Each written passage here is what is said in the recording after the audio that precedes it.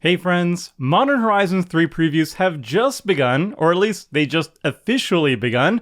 We got a couple new cards previewed today in response to the major leaks of the set that happened earlier this week. So as always, I'm going to be covering all the sweet new Commander cards coming in the set. There's going to be 4 Commander precons coming with Modern Horizons 3, and each of them are going to come with brand new exclusive cards for Commander. If you want to check out the main set previews, you can head on over to the main channel where Seth is covering the main set cards, and as always, you can also find all the cards over at mtgpreviews.com. We only have 4 new cards today, so let's get started with Siege Gang Lieutenant. This is a 4-mana red 2/2 creature goblin. It has Lieutenant. At the beginning of combat on your turn, if you control your commander, create 2 1/1 goblin creature tokens. Those tokens gain haste until end of turn. And you can pay 2 mana, sacrifice a goblin, and the Lieutenant deals 1 damage to any target. So Siege Gang Lieutenant is a cool callback to Siege Gang Commando, and this one is more streamlined for the Commander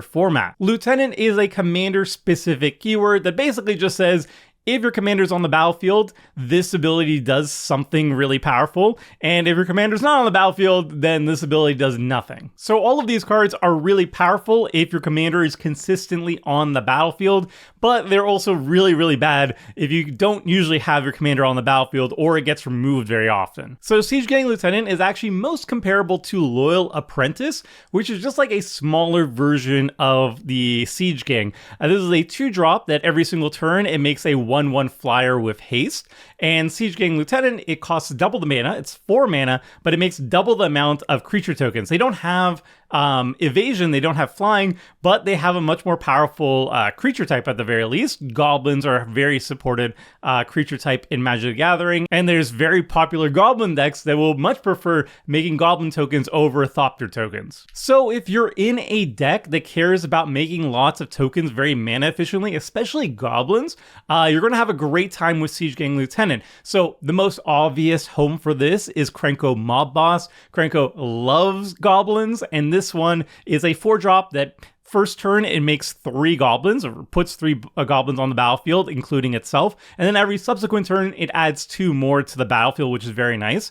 Another really nice home for it too, though, are cards that care about like going wide or going aristocraty. Perforos, God of the Forge, is an excellent home for this deck as well, because the commander is indestructible. And not only that, half the time it's not even a creature, so it's very hard to get rid of. And that means it's basically always on the battlefield, so you're always going to be activating its Lieutenant ability. And 2 extra goblins per turn means 4 extra damage to all of your opponents, so that's really sweet. So yeah, Siege Gang Lieutenant is a really good card in very specific decks. Next, we've got Final Act. This is a new sweeper for black. It's a 6-mana black sorcery that says choose 1 or more, destroy all creatures, destroy all planeswalkers, destroy all battles, exile all graveyards, and each opponent loses all counters. So this is a cool flexible board wipe. It's more expensive than your average mono black board wipe, but it brings a lot of flexibility, and obviously it's very similar. It's like the reverse end of Farewell. Farewell is like one of the most powerful board wipes in the entire format. It's a casual staple. I love it or hate it. It's incredibly effective. Farewell is a much stronger card in Commander. It exiles instead of destroys, so it gets around indestructibility, and it gets rid of creatures, but it also gets rid of artifacts and enchantments, which is something you see quite often in Commander. Those card types are very popular, and it still gets rid of the graveyard just like Final Act does. Final Act instead gets rid of planeswalkers and battles, which are 2 things you don't see that often, and it removes counters from your opponents. But again, that's only relevant to like stuff that has experience counters, or if you're up against like an energy deck, for example. There's not that many times you actually want to remove counters from your opponent. So the options for Final Act as opposed to Farewell are just a little bit more narrow and come up less often. So overall, Farewell is just going to be more effective as a board wipe. I'm not saying Final Act is bad. Being worse than one of the very best board wipes in the format doesn't mean it's bad. I think Final Act is quite good, but if we're comparing it to the mirror that it's based on, obviously it's much weaker. Next, we've got Planar Nexus. This is a new sweet land. It has every non-basic land type. So cave, desert, gate, lair, locust, mine, power plant, sphere, tower, and Urzas, and then anything else that is a non-basic land type. it counts as one of those. It taps for 1 colorless mana and enters the battlefield untapped, so you can immediately tap for mana. And it could mana fix. You could pay 1 and tap it, add 1 mana of any color. So if you go down 1 mana, you can mana fix with it. So that's really sweet. So Planar Nexus is basically a legal version of Nearby Planet, which had Rangeling, which kind of worked the same way, except it did count basic land types like plains, island, swamp, mountain, forest.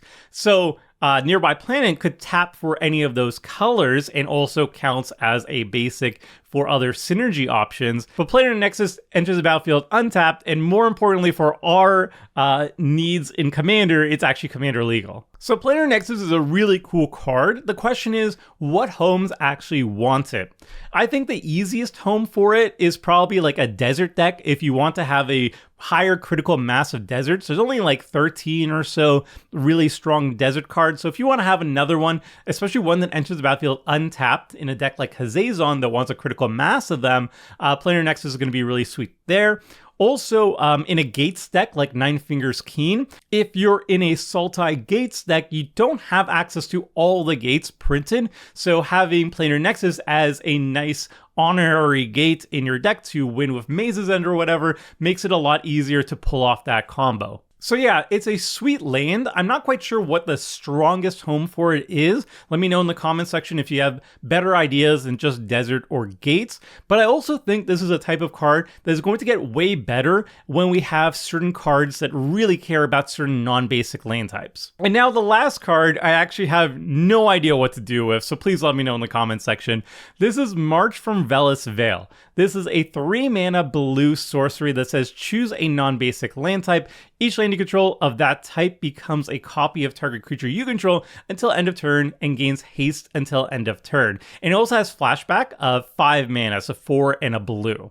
So basically, if you're in like a Gates deck or a Desert deck or something that has a bunch of non-basic lands of the same type, if you have a big creature on the battlefield, you can cast March from Velis Vel and then turn all your non-basics of the same land type into a copy of that big, impressive creature and win? I don't know. Obviously, it's going to be tough to put it in a desert deck because desert decks, at least historically, are Naya colors and you don't have access to blue traditionally in those.